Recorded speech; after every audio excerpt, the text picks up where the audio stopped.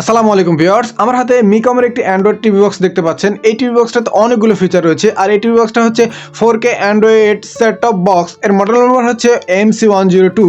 তো এটাতে অনেকগুলো ফিচার আছে, যেমন ভয়েস কন্ট্রোলার আছে, ব্লুটুথ সাপোর্ট আছে এবং 1000+ আমরা লাইভ টিভি চ্যানেল দেখতে পারবো। তো এটা সম্পর্কে আরও বিস্তারিত জানবো। তার আগে বক্স কন্টেন্টটা দেখে নেই, নেওয়ার পরে এটা সম্পর্কে বিস্তারিত জানবো। তো এটাকে আমরা এখন আনবক্সিং করব এবং এটার ভিতরে কি কি দেয়া আছে এটা দেখব।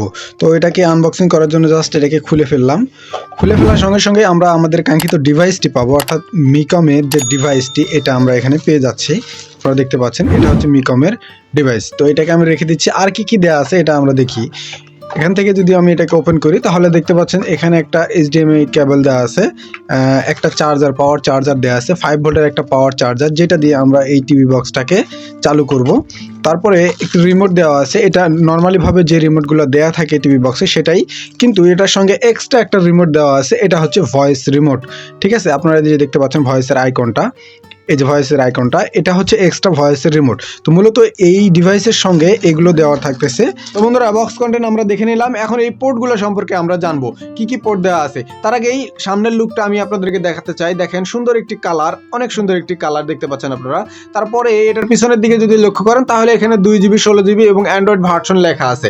এখন এই পোর্টগুলো আমরা দেখে নেই। তো এখানে আপনারা স্ক্রিনে দেখতে পাচ্ছেন প্রথমে একটি এভি পোর্ট রয়েছে। এই এভি পোর্টটার সাহায্যে আমাদের বাড়িতে যে বক্স টিভিগুলো আছে এগুলোতে ইন্টারনেট চালাতে পারি এই বক্সের সাহায্যে, এবং এই এভি পোর্টের মাধ্যমে আমরা অডিওটাকে ট্রান্সফার করতে পারি আমাদের সাউন্ড সিস্টেমে বা সাউন্ড বক্সে।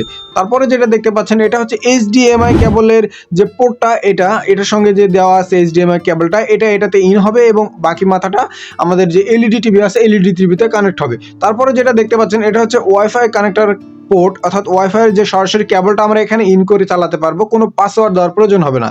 তারপরে যেটা দেখতে পাচ্ছেন এটা হচ্ছে ডিসি পোর্ট। আমাদের এটার সঙ্গে যে চার্জারটা দিয়েছে বা পাওয়ারটা দিয়েছে, এই পাওয়ারটা এটাতে ইন করে আমরা এটাকে চালু করব। তো এটাকে যদি আমি ঘুরিয়ে নিই, নেওয়ার পরে এখানে দেখতে পাচ্ছেন দুটো ইউএসবি পোর্ট রয়েছে এবং একটি মেমোরি সল্ট রয়েছে। মেমোরি আমরা সরাসরি মেমোরি ইউজ করতে পারি এটাতে, ঠিক আছে। তো এটাতে সরাসরি মেমোরি ইউজ করলে আমাদের কোনো ঝামেলাই নাই। আর এই যে দুটো দেখতে পাচ্ছেন আপনারা ইউএসবি পোর্ট, এটাতে আমরা চাইলে মাউস ব্যবহার করতে পারি, মাউস ব্যবহার করে চালাতে পারি। আমরা পোর্টেবল যে ইউএসবি ক্যামেরাগুলো আছে সেগুলো এখানে ব্যবহার করতে পারি। আবার এখানে পেন ড্রাইভ দিয়ে আলাদা স্টোরেজ ব্যবহার করতে পারি, ঠিক আছে, খুব সহজে, কোনো রকম ঝামেলা ছাড়াই। এখন আসি, এটাতে যে জিনিসগুলো আছে সেটা হচ্ছে এটাতে 1000+ লাইভ টিভি চ্যানেল আপনারা দেখতে পারবেন। 1000+ নেটফ্লিক্স আছে।